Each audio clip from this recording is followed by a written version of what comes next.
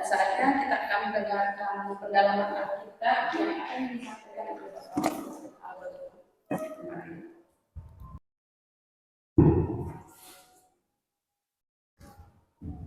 Oke, selamat malam Bapak Ibu sekalian. Kita akan kembali belajar Alkitab. Sebelumnya mari kita berdoa. Bapa di surga, terima kasih untuk kesempatan malam hari ini. Kami kembali akan mempelajari firman-Mu. Tuhan berikan kami kemampuan untuk bisa mengerti apa yang kami pelajari, bahkan kami boleh men-sharingkan bagi orang-orang lain. Pimpin dan tuntun acara kami ini mulai dari awal hingga berakhirnya kami serahkan ke dalam tangan-Mu. Di dalam nama Tuhan Yesus kami berdoa dan bersyukur. Amin. Oke, jadi topik kita kali ini adalah tentang Alkitab. Nah, bagi kita Alkitab ini adalah firman Allah, firman Tuhan. Tapi, apakah firman Tuhan yang kita percaya itu layak untuk dipercaya? Nah, ini akan kita bahas. Karena kalau kita melihat di dunia medsos, ini luar biasa serangan terhadap kitab suci yang kita punya ini. Para polemikus muslim yang menyerang, palsu, sudah diselewengkan, sudah dikorupsi, sudah diedit kata-katanya dan sebagainya. Dan karena itu kita akan mencoba melihat apakah memang Alkitab yang kita yakini sebagai firman Tuhan itu bisa dipercaya karena tuduhan-tuduhan tersebut.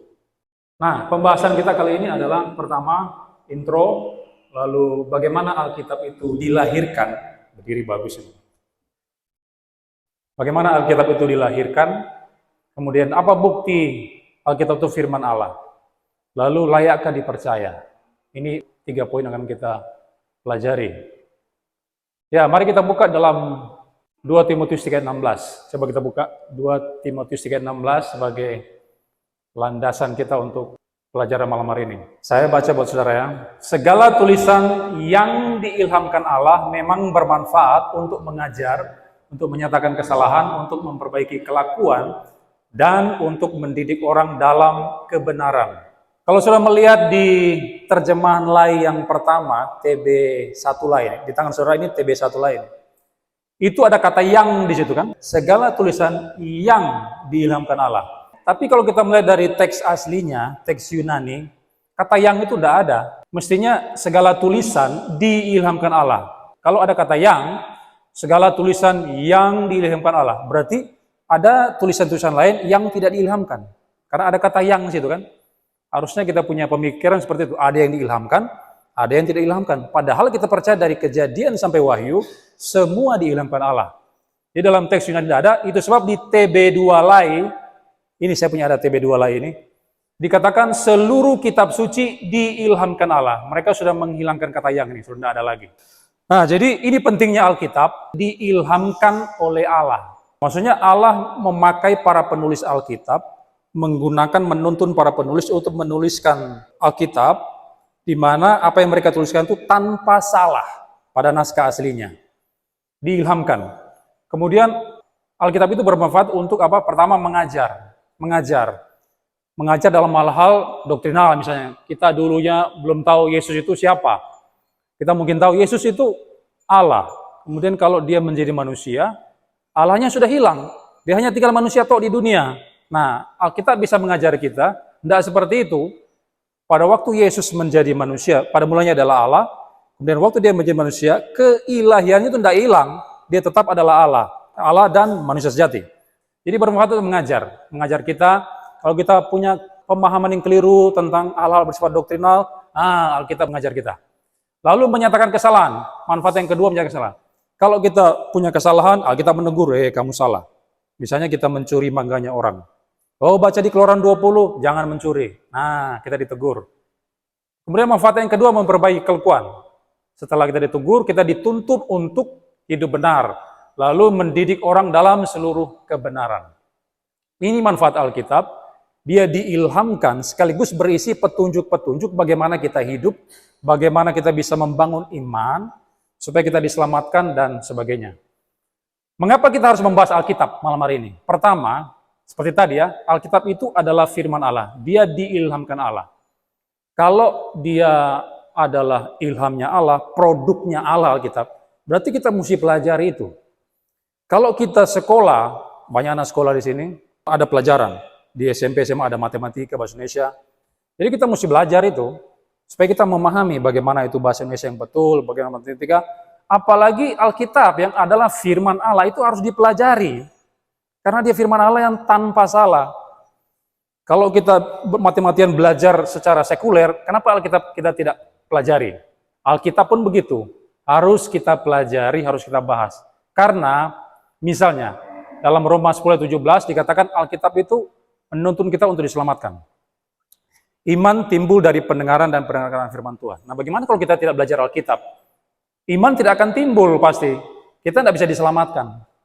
Nah, adanya Alkitab, adanya pendeta-pendeta yang men-sharingkan firman Tuhan, kita bisa ngerti keselamatan itu hanya dalam Yesus. Itu pentingnya membahas Alkitab. Lalu karena Alkitab firman Tuhan, maka kita harus menjadikan itu sebagai landasan iman kita, menjadi undang-undangnya kita, umat Muslim, Al-Quran dan hadis. Itu menjadi landasan. Kalau kita Alkitab tok sebagai otoritas tertinggi. Karena itu landasan iman kita, maka kita harus mempelajari Alkitab. Ketiga, kenapa kita pelajari Alkitab? Karena kitab suci kita ini paling banyak diserang di seluruh dunia. Tidak ada satu buku di seluruh dunia manapun, kitab suci manapun di dunia ini, yang mendapatkan serangan yang begitu luar biasa, begitu masif sekali, banyak sekali selain daripada Alkitab. Tidak ada. Ini paling banyak diserang. Alkitab, Yesus Kristus, Allah Tritunggal. Nah, karena itu banyak sekali diserang oleh non-Kristen, kita mesti belajar Alkitab, sehingga kita bisa paham itu, dan kalau ada orang yang menyerang posisi kita, Alkitab, kita bisa memberikan pertanggungan jawaban. Ini mengapa kita belajar Alkitab. Kemudian, poin kedua, bagaimana Alkitab dilahirkan? Bagaimana Alkitab itu bisa sampai di tangan kita hari ini? Ceritanya bagaimana? Nah, ini akan kita melihat. Saya hanya menceritakan secara ringkas saja, tidak mendetail, tapi cukuplah untuk kita pahami. Pertama, bagaimana penulisan Alkitab? Apakah Alkitab itu turun dari langit? Turun dari langit tidak kitab sucinya kita? Tidak. Bukan seperti kitab sucinya sebelah, katanya turun dari langit, dari langit yang ketujuh atau langit keberapa. Secara berangsur-angsur selama 22 tahun, kitab mereka itu Quran berangsur-angsur turun. Diberikan kepada Muhammad pertama di Gua Hira dan sebagainya. Tapi kita tidak seperti itu.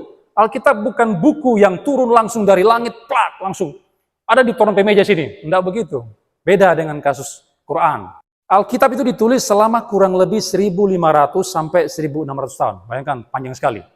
Kalau Quran cuma berangsur-angsur selama 22 tahunan, tapi kalau kita kurang lebih 1.600 tahun.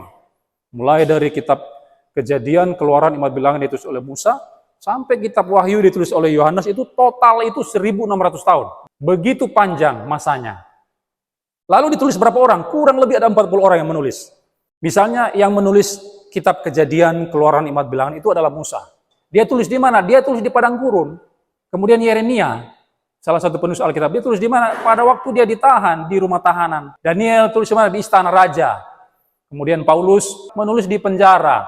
Lukas yang menulis Injil Lukas itu di dalam perjalanan. Kemudian Yohanes dia menulis di mana? Di Pulau Patmos waktu dia dibuang. Nah, Yohanes sebelum ke Pulau Patmos, dia digoreng dulu sama orang. Digoreng di penggorengan yang panas sekali. Dia tidak mati ternyata. Tuhan menolong dia. Tapi karena dia tidak mati, dia dilempar ke Pulau Patmos. Nah, di Pulau Patmos itulah dia menuliskan Alkitab. Ini para penulis ya, kurang lebih ada 40 orang. Ini beberapa di antaranya. Masih ada Yosua, Amos, Matius, Markus, dan sebagainya.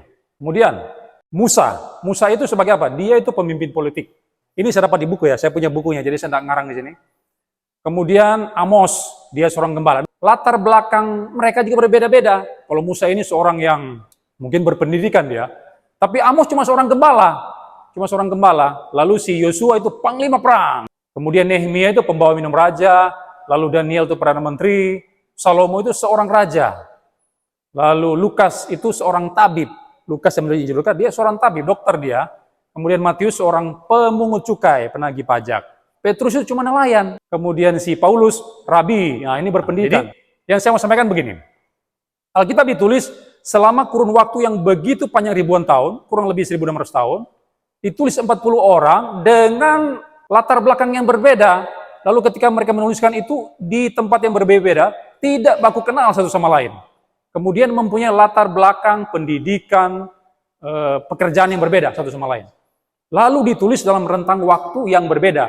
Musa itu 1405, Amos 700. Kalau si Lukas 63 Masehi. Kalau ini sebelum Masehi, ini pada masa Masehi, 63 Masehi. Setelah kelahiran Yesus maksudnya. Petrus 60 sampai 68. Kemudian yang kedua, bahan penulisan.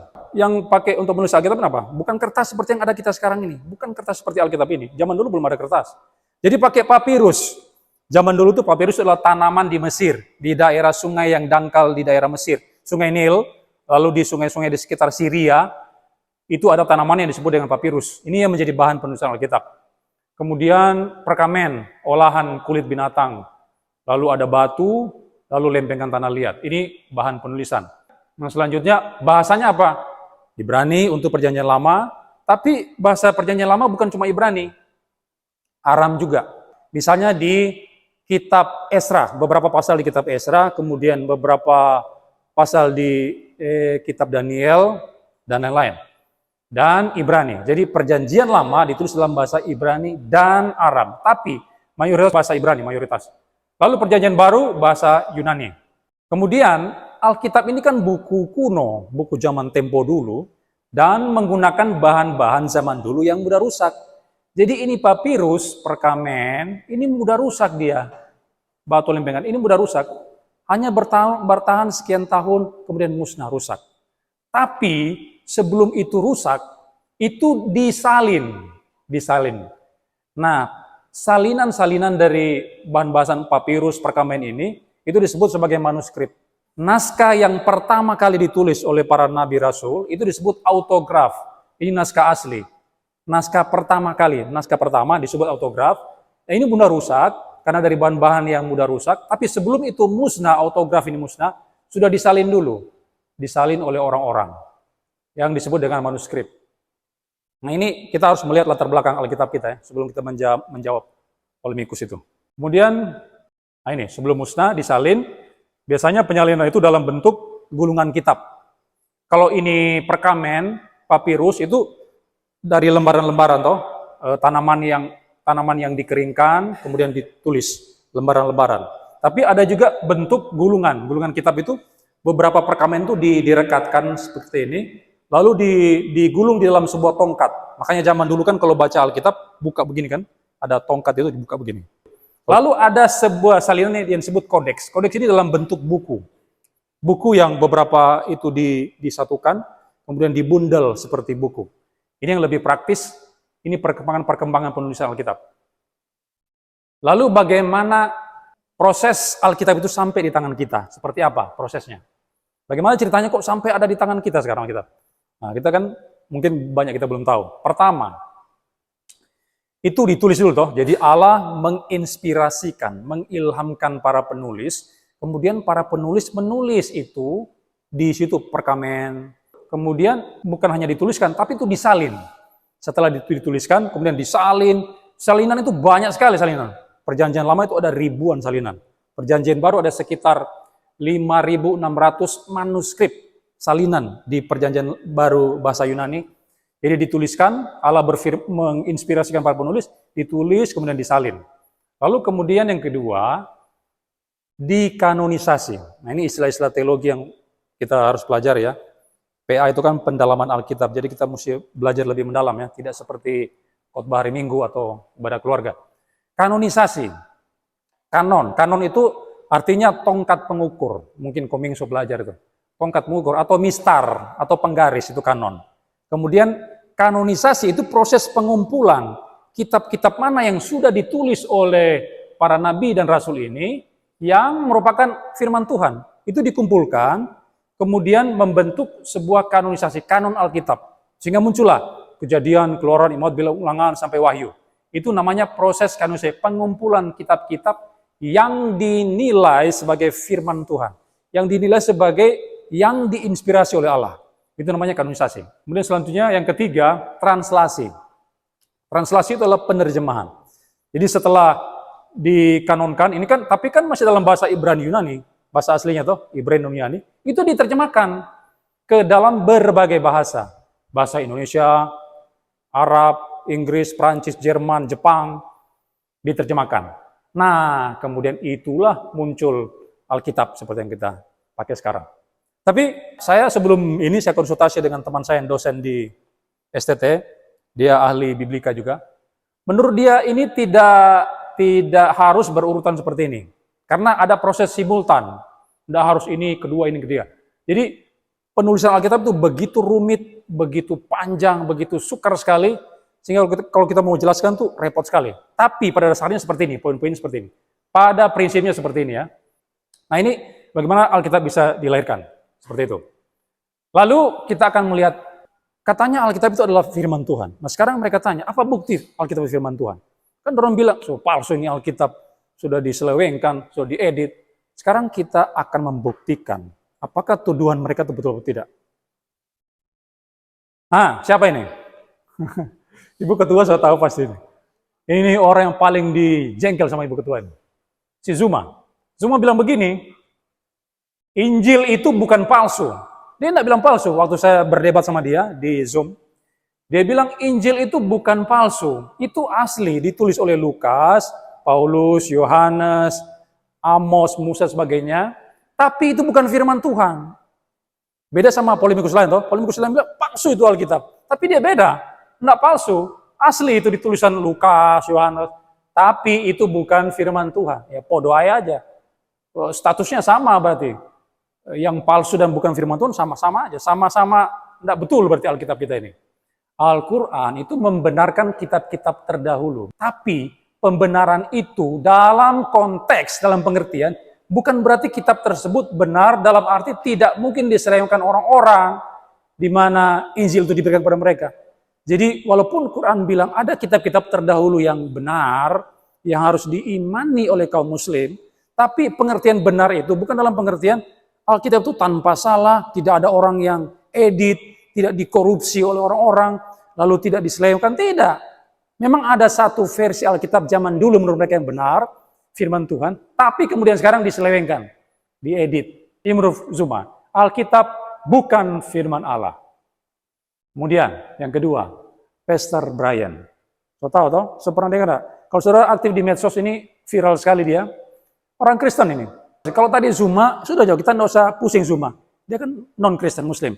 Terserah dia mau bilang apa, Alkitab palsu, segala macam. Terserah, tutup telinga. Tapi ini pendeta Kristen. Nah ini dia. Namanya Pastor Brian Siawarta. Pendeta Kristen. Orang Kristen khotbah di mimbar gereja tiap minggu. Apa dia bilang? Bentuk utama kekristenan progresif. Dia ini penganut Kristen progresif. Yang diangkat paling tinggi itu bukan Alkitab. Jadi posisi iman yang tertinggi itu bukan Alkitab bagi dia. Gua tidak percaya bahwa Alkitab gak pernah salah. Dia tidak percaya Alkitab itu tidak pernah salah. Alkitab itu bisa salah, dia bilang. Buku itu mungkin, nah dia pakai kata mungkin ya. Mungkin diinspirasi oleh Tuhan. Mungkin. Kalau kita kan tadi bilang, kalau 2 Timotius pasal 3 tadi bilang, seluruh kitab suci diilhamkan. Tapi si Brian bilang apa? Mungkin diilhamkan, mungkin, ragu-ragu dia tuh. Tapi ditulis oleh manusia, tidak bisa menjadi patokan hitam putih. Tidak boleh jadi patokan itu, Alkitab. Kayak kunci surga, bukan di dalam buku yang namanya Alkitab. Jadi Alkitab itu mungkin diinspirasi. Dia ragu-ragu. Dan Alkitab itu bisa salah, pernah salah, dan tidak boleh menjadikan patokan kita, landasan iman kita. Ini posisi daripada tadi Zuma, sekarang ini pendeta Kristen. Nah, makanya saya, kalau ada pendeta-pendeta begini, saya sangat marah sekali. Pokoknya saya sikat dia kalau pendeta. Kalau orang-orang lain Zuma, terserah orang bilang apa. Tapi kalau di dalam kalangan internal Kristen, waduh, saya paling marah itu. Saya pasti akan libas dia. Sekarang kita memberikan tanggapan.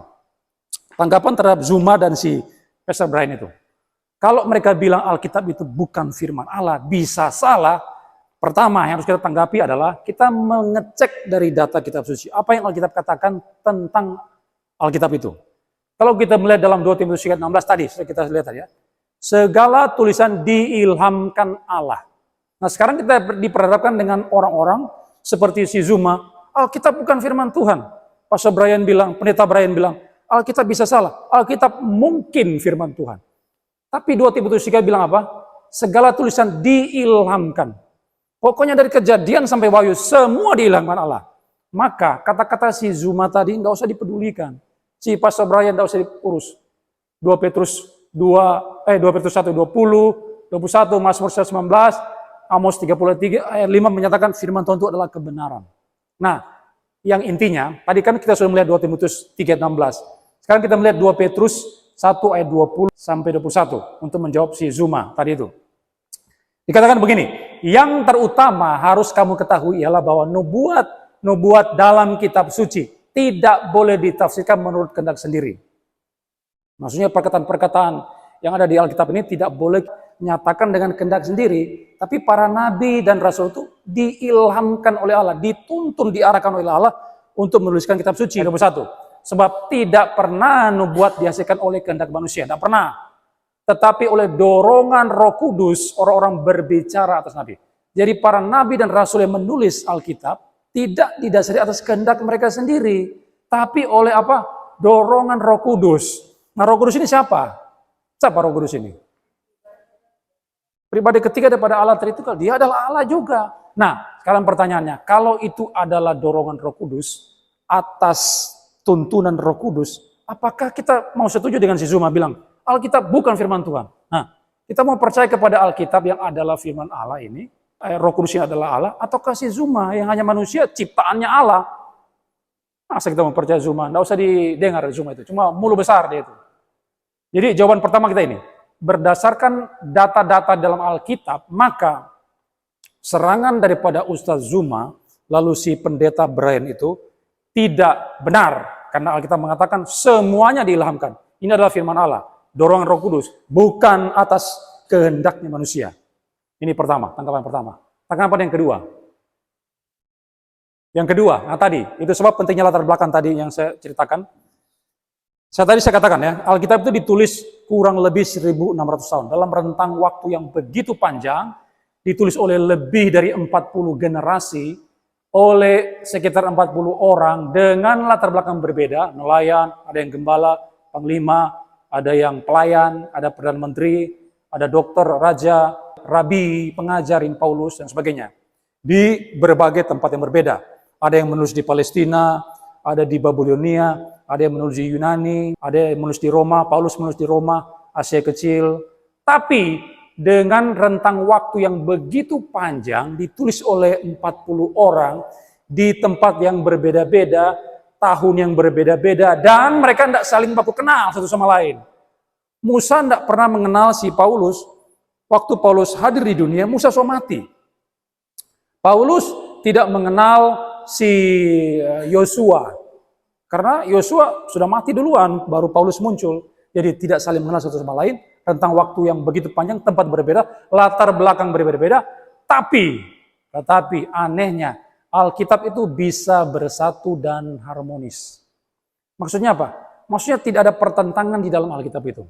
Mulai dari Kejadian sampai Wahyu, segala perkataan Tuhan itu konsisten, tidak saling nabrak satu sama lain, tidak bertentangan, tidak kontradiksi. Itu bisa bersatu harmonis. Nah, ini membuktikan apa? Membuktikan bahwa Alkitab itu adalah firman Tuhan. Membuktikan bahwa Alkitab adalah firman Tuhan. Misalnya, saya kasih contoh ya. Misalnya saya memberikan buku kepada 40 orang. Penulis Alkitab kan ada 40 toh. Nah, sekarang ada 40 orang. Misalnya di sini ada 40 orang. Oke, saya kasih buku sama kalian semua ya. Satu buku dan tulis. Tulis terserah mau tulis apa. Tulis lalu kumpulkan ke saya. Waktu mereka menuliskan 40 orang itu, dan setelah dia kumpul ke saya lihat, pasti ada perbedaan satu sama lain. Toh? Karena apa? Kita punya pikiran berbeda-beda, punya kapasitas otak berbeda-beda, punya pemahaman berbeda. Waktu kita menulis sesuatu, pasti ada perbedaan. Nggak mungkin sama semua, nggak mungkin. Dari A sampai Z sama semua, nggak mungkin. Pasti berbeda. Tapi, ketika Alkitab ditulis oleh 40 orang yang tidak baku saling kenal, latar belakang berbeda, bisa harmonis. Kenapa seperti itu? Kenapa bisa harmonis? Tidak ada pertentangan dalamnya. Sejalan maksudnya. Kenapa? Karena ada satu yang mengontrol mereka, yaitu Allah sendiri. Roh Kudus yang menuntun mereka menuliskan firman Tuhan dalam Alkitab sehingga bisa harmonis.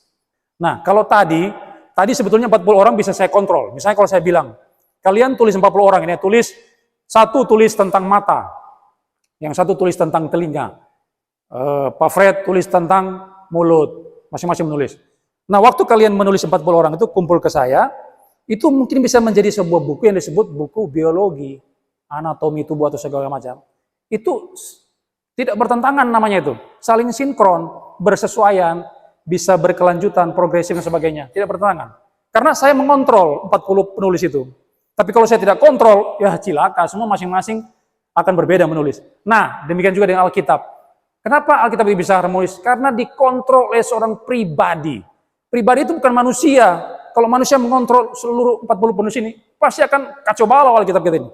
Berantakan. Tapi karena Allah yang mengontrol 40 orang itu, sehingga mereka bisa menuliskan Alkitab dan harmonis.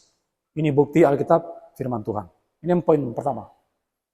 Kemudian yang selanjutnya, kita bisa menjawab si Zuma tadi atau Pastor Brian itu dengan memberikan data nubuatan dalam Alkitab. Nubuatan itu semacam ramalan lah, kata kasarnya itu ramalan akan datang. Sesuatu yang belum terjadi, kemudian para nabi di PL menubuatkan. Nah, ternyata kalau kita pelajari Alkitab, di PL itu ada sekitar 2.000 nubuatan. Saudara mesti percaya saya punya bukunya ya, jadi saya tidak ngarang di sini ya. Saya punya buku-buku tentang bibliologi. Ada sekitar 2.000 nubuatan di Perjanjian Lama yang sudah digenapi. 333 diantaranya nubuat tentang Yesus. Nubuat tentang berbagai bangsa, ada juga nubuat tentang kota dan sebagainya. Juga digenapi secara literal. Secara harfiah, maksudnya terjadi, sungguh-sungguh terjadi. Contoh misalnya nubuatan tentang Yesus ya. Misalnya tentang sifat-sifat Yesus. Yesus itu kan kekal toh. Maksudnya kekalin apa? Maksudnya dia tidak punya titik awal. Dia tidak ada pada satu era atau tahun tertentu. Kalau saksi Yehova kan bilang Yesus adalah ciptaan pertama. Dia punya titik awal toh. Tapi Alkitab bilang dia kekal. Nah, posisi keberadaan Yesus yang kekal ini sudah dinubuatkan 700 tahun sebelum Yesus nongol di dunia, yaitu Mika 5 ayat 1. Dia kekal disebut dalam Mika. Kemudian, kita nggak usah baca langsung aja. Kemudian dia akan disebut Nabi, Ulangan 18:18. Nah ini yang dipakai oleh polemikus Muslim, katanya seorang Nabi akan muncul di tengah-tengah Israel. Ini nubuatan tentang Muhammad. Ini tentang Muhammad dia bilang. Padahal tidak mungkin. Karena dia bilang seorang Nabi akan muncul, itu dari mana? Kalangan Israel. Muhammad kan bukan Israel dia. Di Arab sana ya, gimana dia? Jadi bukan Israel. Jadi secara konteks tidak memungkinkan Ulangan 18 ayat 18 ini merujuk kepada Muhammad. Tidak bisa. Ini jelas menuju pada Yesus dan dia sudah dinubuatkan jauh hari sebelum Yesus lahir di dunia, ribuan tahun. Yesus juga disebut sebagai imam, Mazmur 110 ayat 4. Hakim, Yesaya 33:22. Raja, Mazmur 6. Dia disebut Tuhan atau Yahweh. Yahweh ini Allah, nama Allah kita Yahweh. Mazmur 150, ini sudah dibuatkan. Oke.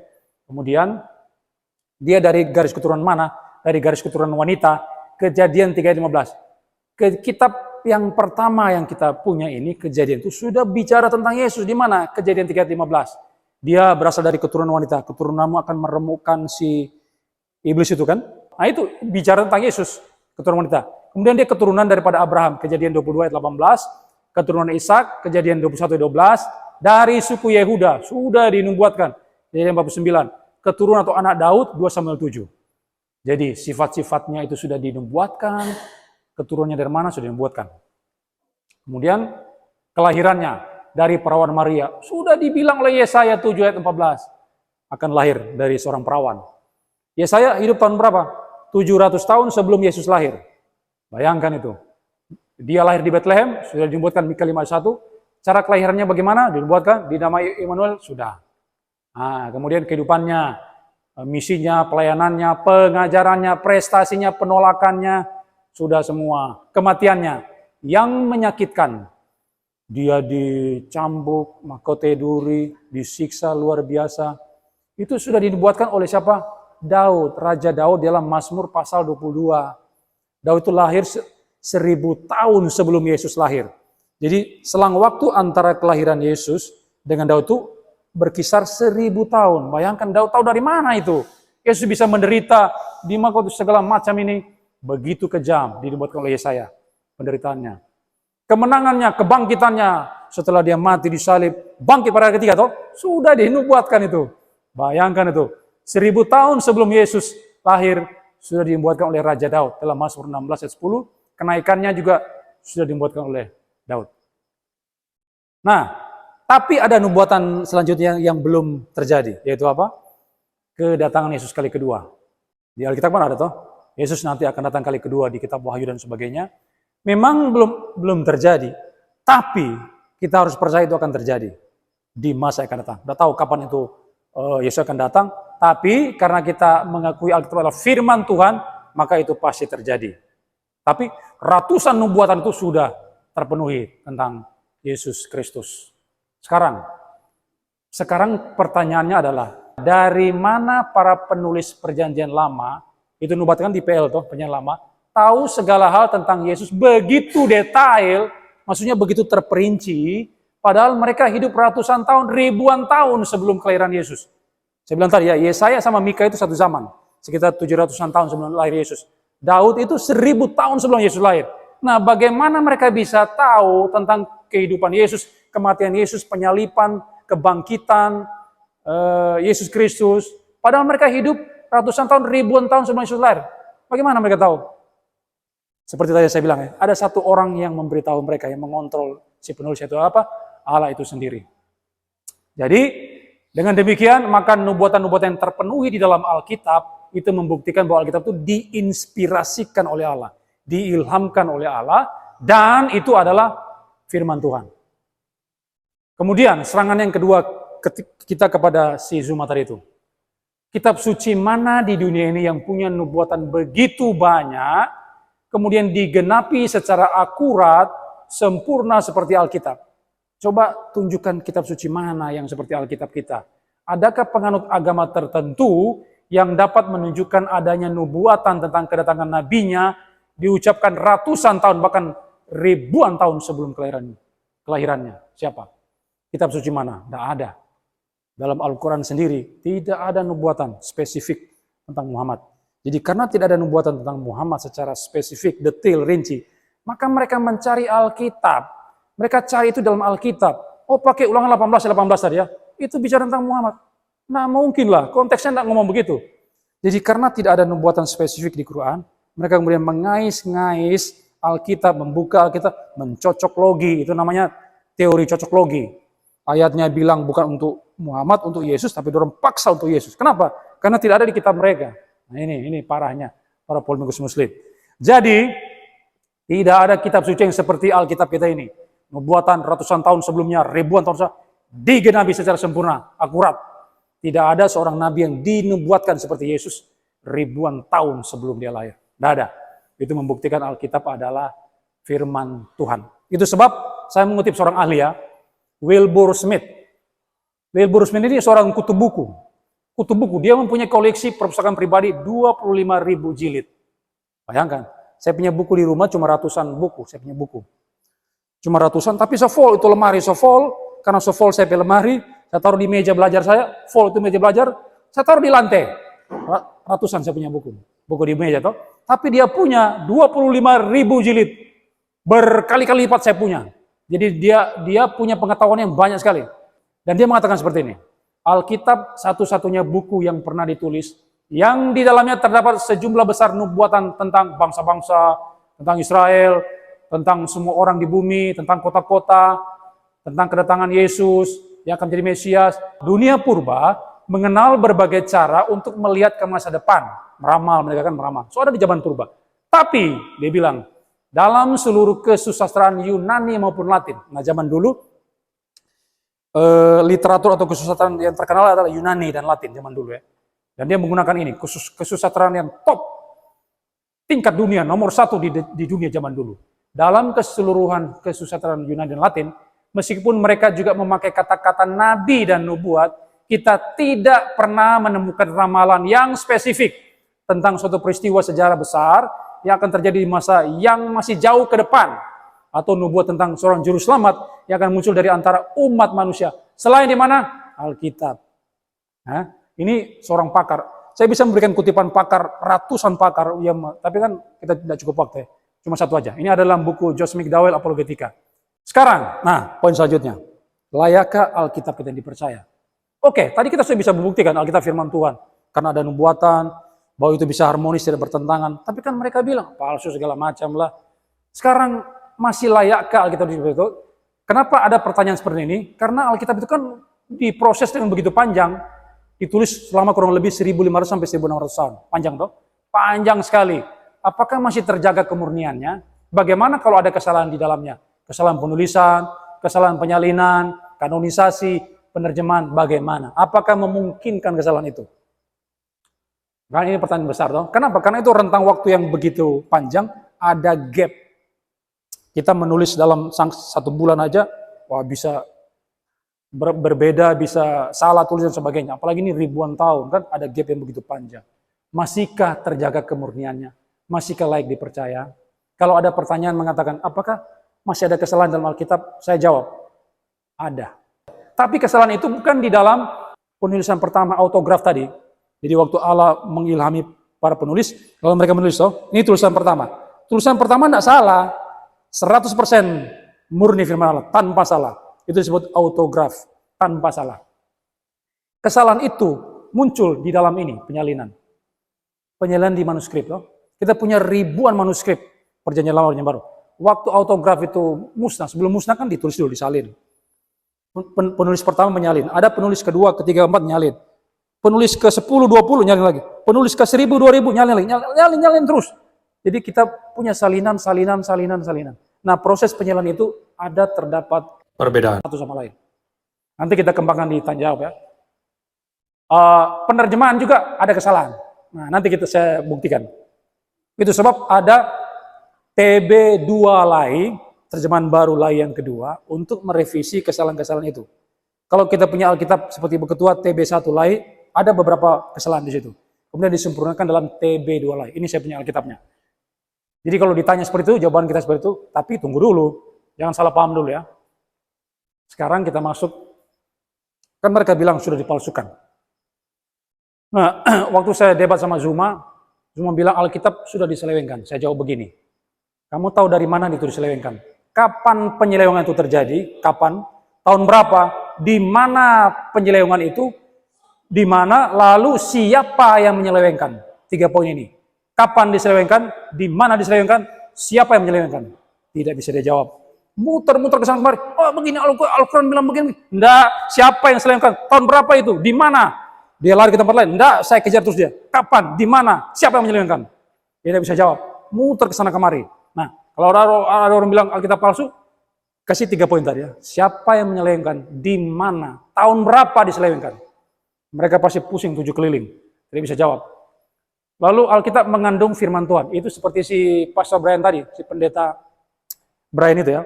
Atau kelompok liberal bilang Alkitab mengandung firman Tuhan. Kalau kita bilang seluruh kitab suci adalah firman Tuhan, orang bilang Alkitab mengandung firman Tuhan. Tapi sudah kita buktikan tadi, ada nubuatan yang terpenuhi, baru Alkitab itu sinkron mulai dari Kejadian sampai Wahyu. Jadi argumen ini tidak bisa dibenarkan. Kemudian ayat-ayat Alkitab berkontradiksi. Nah, ini menjadi poin serangan mereka seperti ini. Misalnya ayat di Kejadian bertentangan dengan Matius, atau Matius bertentangan dengan Lukas, Yohanes bertentangan dengan kitab Wahyu. Nah, itu orang hobi itu, cari-cari di Alkitab. Mana ini ayat-ayat yang bertentangan? Lalu dorang up itu masuk di Zoom, masuk di TikTok. Ini Alkitab hanya orang Kristen bertentangan satu sama lain, bukan firman Tuhan. Nah, jawaban kita bagaimana? Jawabannya begini. Memang di dalam Alkitab itu ada ayat-ayat yang seakan-akan terlihat bertentangan. Betul, saya akui itu. Tapi itu bukan bukti bahwa Alkitab itu berkontradiksi sama lain. Tidak. Itu adalah sebuah kekayaan data informasi yang dicatat dalam Alkitab, merupakan sebuah kesukaran-kesukaran yang membutuhkan hikmat ilahi untuk memahaminya secara benar. Itu jawaban kita ya. Walaupun memang terlihat seakan-akan bertentangan, tapi itu bukan kontradiksi. Itu adalah kesukaran-kesukaran yang membutuhkan tuntunan Roh Kudus supaya kita bisa memecahkan itu secara tepat dan benar, menafsirkan secara benar. Itu jawaban kita. Nah, orang-orang seperti Zuma kan tidak punya Roh Kudus, orang tidak percaya Yesus Tuhan. Orang bisa dipenuhi Roh Kudus ketika dia percaya Yesus Tuhan. Nah, Roh Kudus itu yang akan menuntun kita ketika kita belajar Alkitab, makanya mesti berdoa dulu. Berdoa mohon tuntunan Roh Kudus untuk memahami sebuah teks. Nanti Roh Kudus akan tuntun kita. Kalau kita melihat ada ayat-ayat yang berkontradiksi, berdoa sama Roh Kudus, minta tuntun saya untuk memahami firman-Mu ya Tuhan, pasti akan dikasih tahu. Kalau saudara tidak tahu, tanya sama orang lain. Itu kalau saya begitu. Kalau saya belajar sendiri saya tidak ngerti, nilai di buku tidak ada di buku, ya sudah. Saya WA sampai teman-teman dosen-dosen STT di Indonesia, ada orang kasih jawaban. Begitu cara belajar. Jadi jawaban kita seperti itu ya. Nanti sebentar kita akan kembangkan ditanya jawab. Contoh-contoh ayat Alkitab yang berkontradiksi yang mana? Sebentar saya akan tunjukkan. Ada banyak versi. Nah, karena ada banyak versi di dalam Alkitab, ada versi King James, NISB. Kalau bahasa Inggris ya, King James, NISB, NIV, Young Literal Translation, YLT dan sebagainya. Indonesia juga banyak terjemahan lama, terjemahan TB1, sekarang yang mutakhir TB2 Lai, ada terjemahan bahasa Indonesia sehari-hari, terjemahan firman Allah yang hidup. Banyak sekali toh. Belum lagi versi Arab, versi Jepang, Cina segalanya. Ada banyak versi. Lalu mereka bilang begini, karena Alkitab banyak versi, maka itu bukan firman Tuhan. Kan banyak versi, jadi ada perbedaan-perbedaan toh, perbedaan-perbedaan terjemahan. Kalau begitu itu bukan firman Tuhan, karena banyak versi. Nah, jawabannya bagaimana? Jawabannya gampang. Waktu mereka katakan Alkitab itu banyak versi, emangnya dalam Quran tidak ada banyak versi juga? Sama, Quran juga banyak versi. Siapa bilang Quran cuma satu versi? Banyak. Kalau kita bilang salinan-salinan itu adalah manuskrip, kalau dalam versi Quran disebut sebagai mushaf. Dorong salinan-salinan atau mushaf itu banyak juga. Siapa bilang cuma satu mushaf? Banyak. Berarti kalau kamu bilang Alkitab itu banyak versi, dan itu bukti itu bukan firman Tuhan, ya sama, punyamu juga begitu. Kemudian mereka bilang, ini, Yesus dilantik menjadi Tuhan tahun 325 Masehi. Siapa yang bilang begini kira-kira? Siapa? Ibu Irena Handono. Ibu Irena Handono, dia mu'alaf dari Katolik masuk Islam. Dia bilang, Yesus dilantik menjadi Tuhan tahun berapa? 325 Masehi. Waktu mana? Waktu konsili Nisea. Jadi zaman dulu itu kan ada bidat yang muncul disebut Arianisme. Arius, ajarkan Yesus lebih rendah daripada Bapa. Yesus tidak sederajat dengan Bapa. Yesus itu bukan Allah. Allah minor, Allah nomor 2, Allah nomor 1 siapa? Bapa. Si Arius dihajar oleh Athanasius. Sikat berdebat dengan Arius, memang tidak berkonfrontasi langsung dengan Athanasius, tapi pengikutnya Arius banyak. Nah, si Athanasius dalam konsili Nisea tahun 325 bersama para uskup yang hadir waktu itu, mereka sikat nih Arianisme ini. Berdebat, kalah total mereka. Jadi saudara jangan anti perdebatan ya. Perdebatan itu sudah dimulai sejak zaman bapak-bapak gereja tahun 325 Masehi. Bapak gereja sudah berdebat dengan para bidat yang muncul pada waktu itu. Bahkan di kitab suci Alkitab Yesus sendiri berdebat. Jadi jangan anti debat. Nah sekarang bagaimana kita jawab ini? Yesus dilantik menjadi Tuhan tahun 325. Omong kosong. Karena Alkitab bilang apa? Yohanes 13 ayat 13 ya. Kamu menyebut aku guru dan Tuhan dan katamu tepat. Sebab memang akulah guru dan Tuhan. Ini kata-kata Yesus ya. Kalau sudah melihat konteksnya di atas, kalau di HP ini gampang melihat kata-kata Yesus ada kasih warna merah. Kalau di HP kita ada warna merah berarti kata-kata Yesus. Jadi Yesus bilang, kamu menyebut aku guru dan Tuhan, dan katamu itu tepat, sebab memang akulah guru dan Tuhan. Jadi bahkan Yesus sendiri mengakui dirinya itu sebagai Tuhan. Yohanes menuliskan kitabnya itu pada tahun berapa? Belum ada, si Irena Handono belum ada. Si Athanasius itu belum ada. Mereka kan muncul tahun abad keempat. Yesus sudah ada di abad pertama Masehi. Jauh sebelum tahun 325, Yesus sudah bilang, kamu sebut aku guru dan Tuhan. Benar. Apa yang kamu katakan betul, memang akulah guru dan Tuhan. Jadi kita mau percaya siapa? Kata-kata Yesus atau kata-kata si Irena Handono? Tidak bisa, si Irena Handono pasti salah. Yang benar kata-kata Yesus. Kita lebih percaya kita ketimbang mereka. Bahkan jauh hari sebelum Yesus katakan seperti itu. Dalam Yesaya 9 ayat 5 mengatakan apa? Seorang anak akan lahir, lambang pemerintah ada di bahunya, dia akan disebutkan sebagai penasihat ajaib, Allah yang perkasa, Bapa yang kekal. Yesaya menuliskan 700 tahun sebelum Yesus lahir. Kalau kita mau tambah dengan 325, 700 sama 325 berapa? 7, 8, 9, 1000. 1000 tahun lebih sebelum konsili Nisea tahun 325, sebelum si Irena Handono lahir, bukan, ini lebih jauh lagi kalau Irena itu. Sebelum konsili ini ada, 1000 tahun lebih, Yesaya sudah bilang, Yesus adalah El Gibor, bahasa Ibraninya. Dia adalah Allah yang perkasa. Kalau mau percaya siapa? Irena Handono atau Yesaya? Saya lebih percaya Yesaya.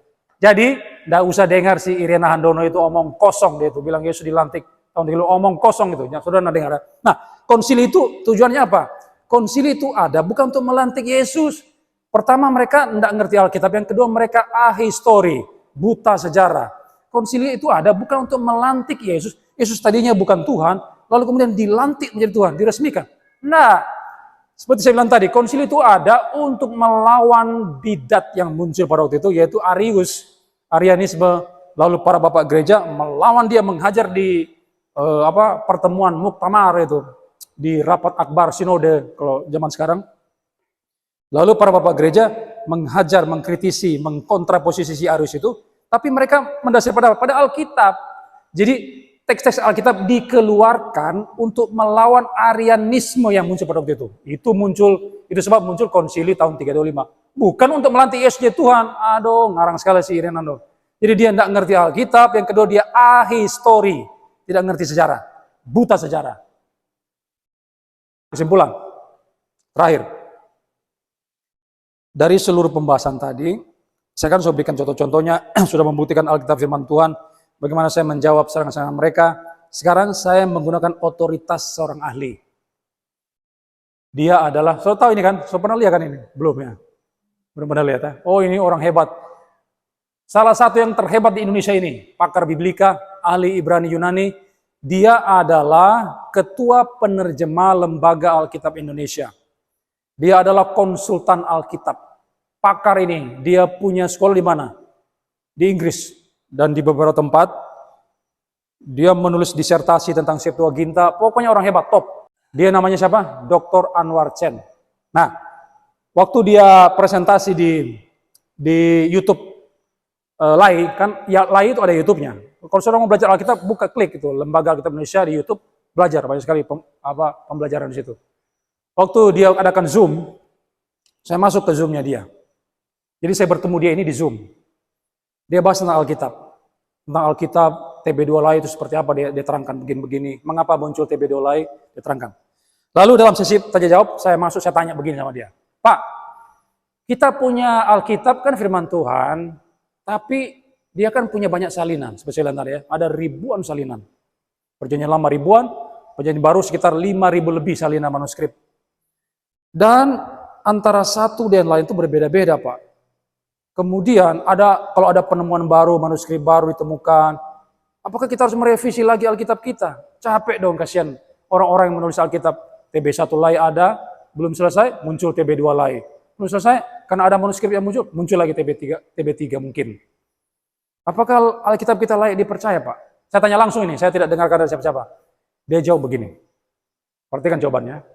Dr. Anwar Chen, dia jawab begini sama saya.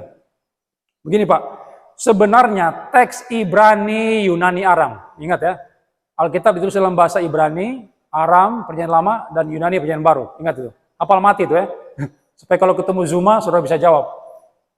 Ditulis dalam Ibrani, Yunani, Aram, yang kita miliki sangat-sangat stabil. Ini pakar yang bilang, bukan saya yang bilang. Sangat-sangat stabil.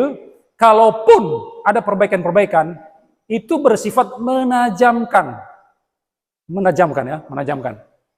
Belum ada satu bagian yang betul-betul secara radikal membuat kita harus merubah pandangan teologi kita. Maksudnya apa? Maksudnya begini. Merubah pandangan teologi maksudnya hal yang bersifat doktrinal, yang ajaran-ajaran yang fundamental. Seperti apa? Yesus adalah Tuhan. Yesus adalah Allah. Yesus adalah Allah dan manusia sejati. Yesus berinkarnasi menjadi manusia. Atau kita percaya tentang Allah Tritunggal. Atau kita percaya keselamatan by faith alone, hanya oleh iman di dalam Yesus Kristus. Itu ajaran-ajaran fundamental. Atau kita percaya juga Alkitab adalah firman Tuhan. Nah, seluruh ajaran-ajaran yang fundamental itu tidak ada perubahan. Itu maksudnya Dr. Anwar Chen. Tidak merubah pandangan teologi kita secara mayor, tidak berubah. Sama sekali tidak berubah. Tidak ada perubahan. Yesus Tuhan, mulai dari Kejadian sampai Wahyu, tidak berubah, konsisten semua. Tritunggal bukan hanya bicara di Perjanjian Baru. Itu ada mulai di dalam kitab Kejadian. Sudah ada Tritunggal sudah bicara. Sampai di Wahyu, konsisten, tidak berubah. Ini maksudnya Dr. Anwar Chen. Tidak ada merubah bagian. Yang ada cuma apa? Bagian-bagian kecil aja. Itu pun bersifat menajamkan. Nah, sebentar saya akan berikan contoh itu ya. Mungkin ada kata-kata yang kurang jelas, ada perkembangan tata bahasa, kemudian direvisi. Itu cuma seputaran itu aja. Tapi kalau menyangkut hal-hal yang doktrinal, prinsip-prinsip dalam iman Kristen, teologi yang mayor itu tidak ada perubahan dalamnya.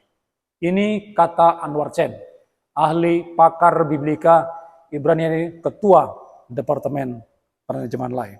Oke, saya sampai di sini.